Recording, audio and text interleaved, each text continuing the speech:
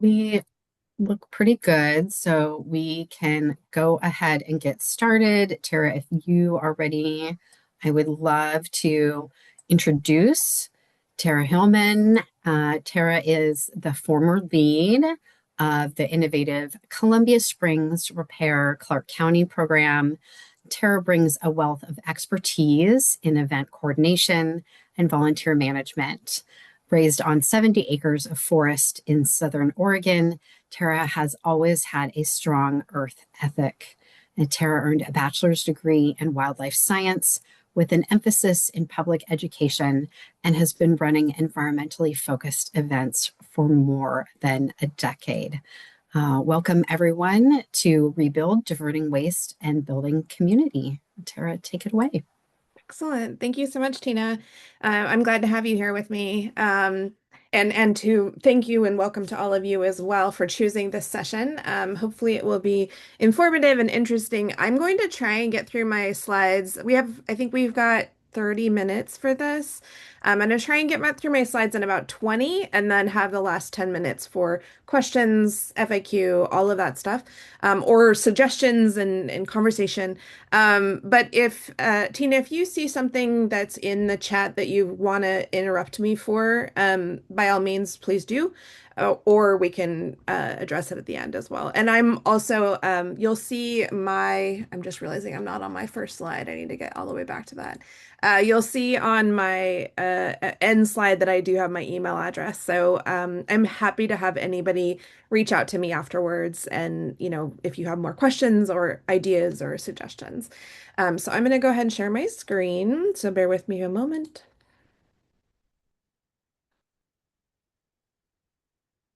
And can you see, what are you seeing, Tina? I am seeing not the presenter version, but like your full, like what you would see your editing version. So Okay. you might hit present. Yeah, there we are. Okay, perfect. I wasn't sure if it would do it on my other monitor. So, excellent, cool. So I'm going to tell you the story of Rebuild, and it is a story of resilience. Before I kind of get into this, I created this presentation originally. It's been a couple years now, and we were talking about resilience. And I remember at the time, I felt like resilience was a little bit of a buzzword. I felt like, a lot of people were talking about resilience, and I was a little bit skeptical. It was like, okay, well, like, what does that actually mean? What does that actually look like? And then I realized as I was putting this presentation together that, or maybe as I was like preparing for it, that resilience, is incredibly important. And hopefully I will make the case that, the story that I'm about to tell you demonstrates resilience. So if you were, let's see, there we go. So I'm going to take us all back to a time that probably none of us want to go back to, and that is early 2020. And, obviously there was a global pandemic. I don't need to tell you all that. The picture on the left is toilet paper at my local Winco, and the picture on the right is pasta. As you can tell, there's nothing there. And that, of course, affected face masks and personal protective equipment for our essential workers, for our staff, our healthcare staff.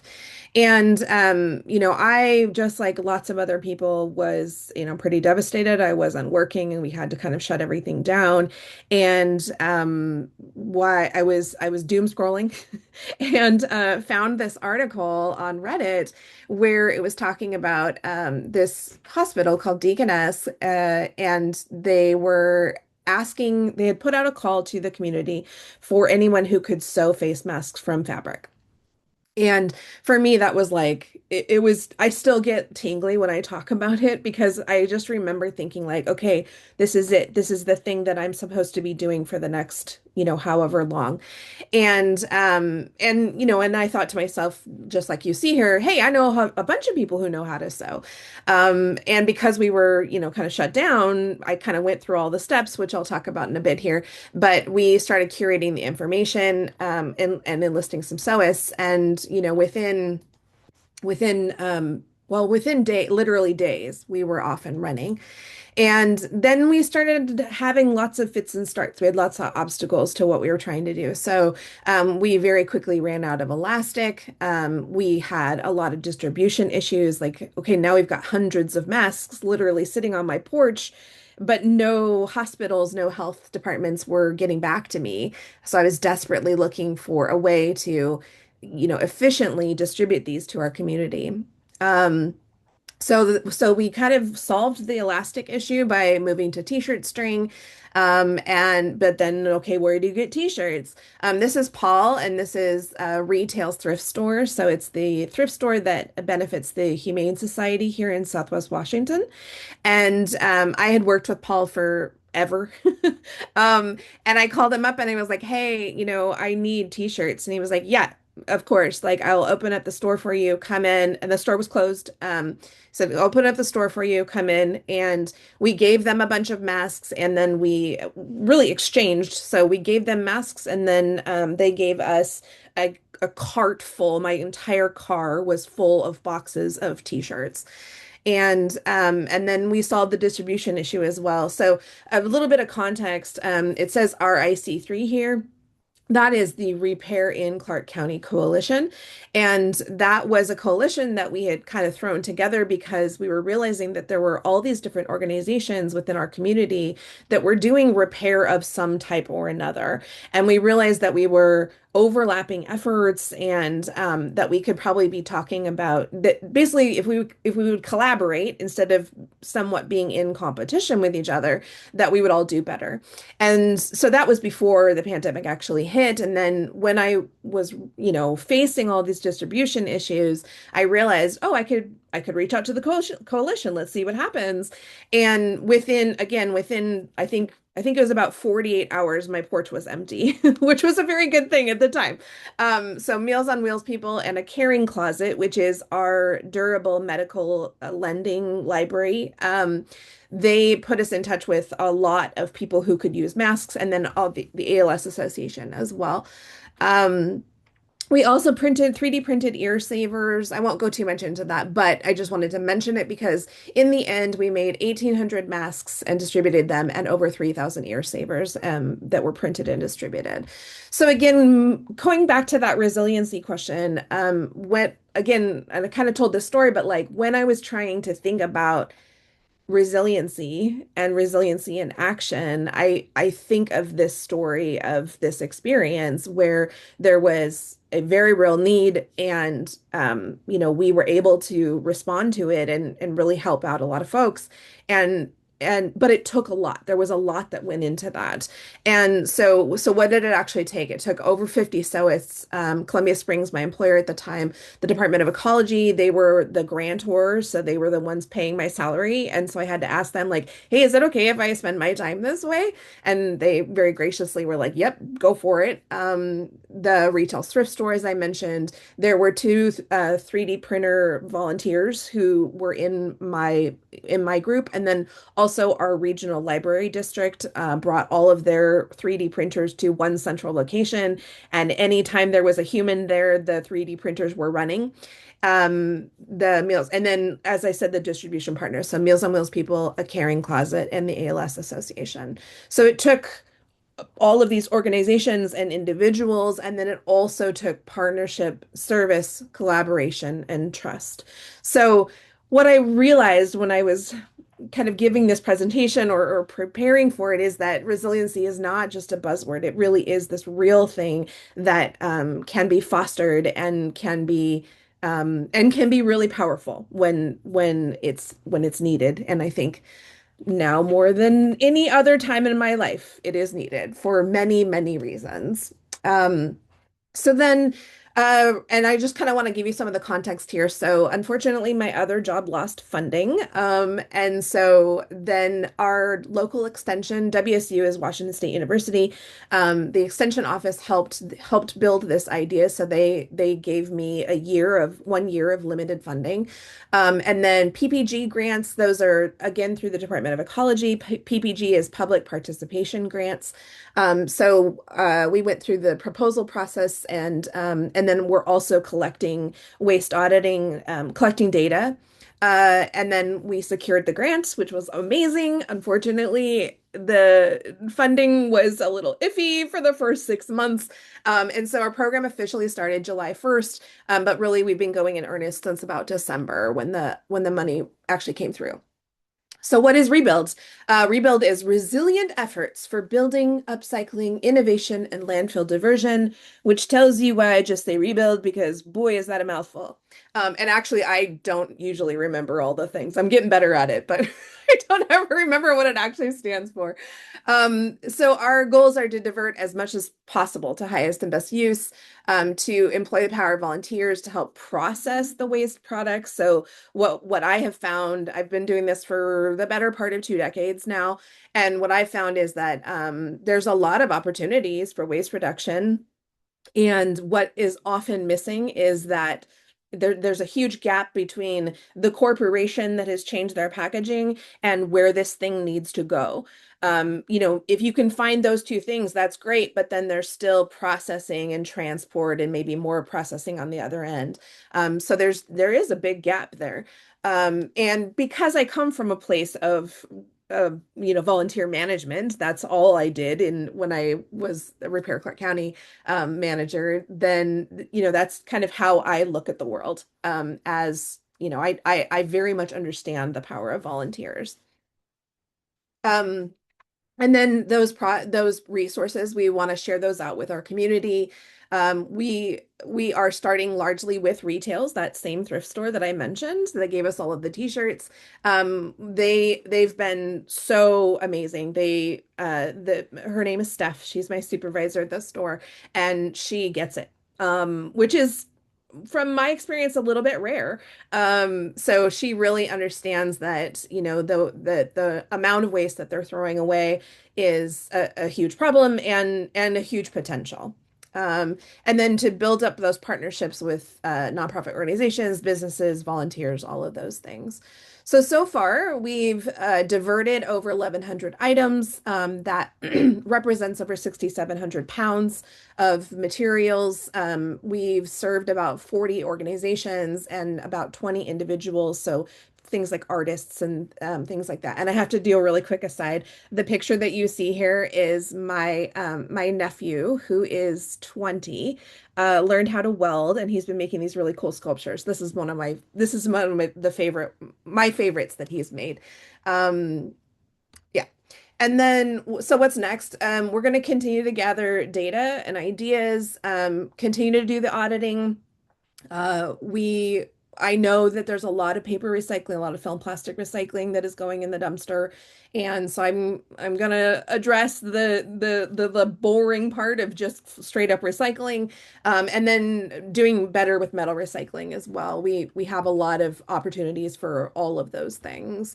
And then and I also want to say too, I'm not really mentioning any of the cool stuff here, which is like the upcycling and the art and the all of the like, and then and sharing with other community nonprofit organizations and things like that. I need to fix that slide actually. And then another piece is obviously like bringing on more volunteers, finding more outlets for things. I'm giving a lot of tours right now, which is amazing because I feel like, at least one amazing connection happens every single time I give a tour of the program, which is very cool. Uh, we also, as I mentioned, transport is a big piece of this. So I have a small handful of volunteers who are willing to move stuff from place to place. So a really good example of that is home improvement products, or like hard wired chandeliers and sconces and things like that should go to. We have two Habitat stores here in our area, and when they come to the retail's thrift store, which is, pretty much just a generalized thrift store, we can put them out, but they're going to sit there for a really long time. And so I think right sizing I don't know how you would say it, but right iteming your inventory can make a huge difference to waste reduction. So getting the stuff in front of the right audience can make sure that that stuff gets used. And then, yeah. Um, So beyond that, I mentioned this kind of, I mentioned that I've done a lot of volunteer management, and I had an army of volunteers when I ran Repair Clark County, and I'm helping to build that back up again, and we are building that right now.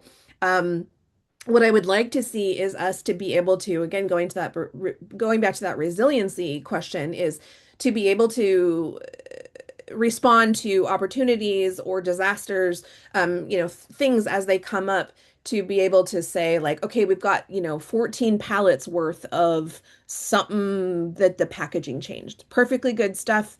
It's about to go to the landfill. We've got 3 days to make it disappear. Well, how do you do that? No one store can do that. No one person can do that. But, if you have an army of volunteers, you can send out a message and say, all right, on Wednesday from 10 to noon, I need 10 of you to show up, and we're going to process this stuff. So I'm pretty excited about the potential for that. I also would like to look into like estate sales, downsizing, right sizing, and businesses closing, because I think that's another place where a lot of waste gets generated. And again, it's not waste, right? Like I feel like we need to come up with some other word for it. These are perfectly good resources, nothing wrong with them. They just need a little bit of processing to be able to re-share them back into the community and get them used. I personally am looking at doing something that I used to do a very long time ago, which is waste consulting for corporations. That was pretty successful, the tiny little amount that I did, but the thing that was missing was that kind of network of outlets. So I'm excited that that may come around again. And then oh, this is just a funny idea I have. So there's the water bottles that you're seeing here. We get a lot of reusable water bottles and coffee mugs and things like that. A lot of them are perfectly good. They've got a lot of life left in them, but they might be branded. And so I'd love to find a progressive event, an event or an event organizer who would be willing to have like a smorgasbord of, and you get to like pick out your own swag and then slap the sticker on it that makes it for that specific event. Just one of the many, many ideas we've had for this program. What do we need? I was giving this presentation to our county staff, so that's why I put this part in here. But I think it's important to talk about too. Like, we don't have a lot of space. I have like this little tiny space carved out for myself within the store. But other than that, we have no space. It's just the stuff that needs to live somewhere else lives in my garage or in my car. So yeah, space would make a huge difference. And then I've kind of talked about this already, but like volunteers, organizations, businesses, and then opportunities. Like if something weird comes up, like that packaging change, or like, I don't even know. I know it's going to happen. I don't know what it's going to be. I need to know about those things if they're available and out there. I'm just checking our time. Okay, I'm doing pretty good. Um, Also, a big piece of this is about building coalitions. So that RAC3 coalition that I mentioned at the offset, that was I learned a lot about resiliency from that coalition, and talking to people and talking about, shared obstacles and opportunities, and, how do we respond to those things? How do we make the case that our city and county governments and state governments and national and global should be responding to these things along with us, should be helping us solve these problems? And I think part of the beauty of that is that you can, if one store is coming to you and saying, hey, this, legal dumping is a problem, that's easy to ignore. But if all of the stores, all of the thrift stores in your area, plus the lending libraries and everything else, are coming to you and saying, hey, illegal dumping is a big issue for us, I think, the governments and the people who make the rules about how we live are going to be a lot more likely to pay attention and to listen, and hopefully, engage with it, and potentially bring their own ideas as well. Okay. I think I'm going to stop there. That's me. Hopefully you learned a lot from this and found it interesting. Hopefully there's some good conversation that will happen the last, looks like 10 minutes of our conversation here. This is a picture of me with my very first price tags from the store, so that's why I'm so excited about that. And then you can find me, you can email me. We do have a YouTube channel, and then we do have a Google group as well. So, and we would love, or actually, I realized that, sorry, that's our YouTube channel plus our website, which is very nascent, so apologies. And then we have a Google group too, which I didn't put on here. So if you, I would love for you all to be a part of our Google group. It tends to be fairly local, but we also post some of my fixers will post repair information on there. So it's just it's a good group to be a part of. And then we have some YouTube shorts, but I don't know how those play in the Zoom conference thing. So I'm going to stop sharing my screen now and take questions slash have conversation. Thank you, Tara. That was a lot of information packed into a short amount of time. So I think folks can drop questions in the chat. Let me see. I I'm believe going to people open the chat as well. can also come off of mute and ask questions as well. I think even the Q&A is available. Lots of options. Terra, you had a comment from Alyssa that she's happy to connect. She mentioned in the chat. Yeah, I'm just starting to read. I'm reading through the chat now too. If any of you have questions, please are they able to, I can't remember if you can unmute yourself. You have to ask one of us I of just I just changed enabled it. that people can just come off of mute if they would like. We're not shy here. Tara and I are some of the least shy that you'll find. Yona, I wanted to tell you that we just got a whole bunch of masks in the other day, and they were individually wrapped. And those are masks that would have probably ended up in the landfill originally, like without me standing there.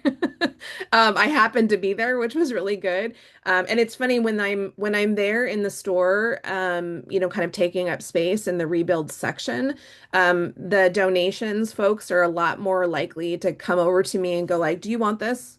And it's always just like the most random stuff. But that one was really great. And there are two volunteers who work with me and also work at a carrying closet because I actually was kind of doing some of this work before I lost my other job. Um, and so they still go there. So I asked them, I said, "Hey, does a carrying closet want?" It was probably 250 masks or something like that, or maybe more. I didn't count them. But it was a nice, nice box size full of them. And they were like, "Yeah, absolutely." And so those got redirected to them within, I would say within 48 hours or so. Because they're not very far from us either. One thing I didn't say in this presentation that I am very excited about is replicating this. I'm trying my best to do a really good job of recording and documenting what we're doing, and I'm hoping that it will be replicable at some point.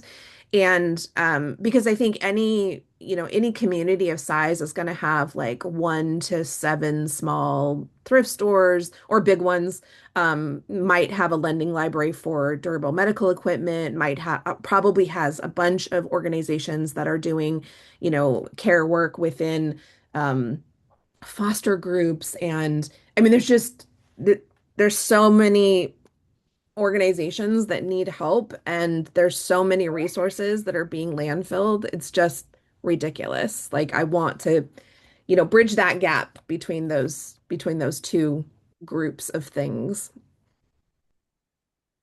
Tara, we do have a question in the Q&A from Alyssa Johnson, who I believe is here in Washington. Tara, is there anything you wish you had known when you started? Lessons learned the hard way that you didn't already mention in your presentation? Ooh, that is such a great question. And I feel like I'm gonna have a really fantastic answer as soon as we log off of here. I will say, um, one of the things that I think is important, and I learned this lesson like in one of the like many, many jobs that I've had in my past was I think when something seems a little too good to be true, people are really skeptical. So what I mean by that is I've talked to a bunch of people and I'm like, yeah, you can have this stuff. It's free. It was going to the landfill. Like we'll pull it for you, we'll even deliver it to you. And people are like, huh? Like they just, it's like they don't believe me, which I think is really interesting. And the way I got around it when in that previous, job that I had was basically creating a catch so that you could say like, you know, here's what I'm willing to do for you, but here's the catch.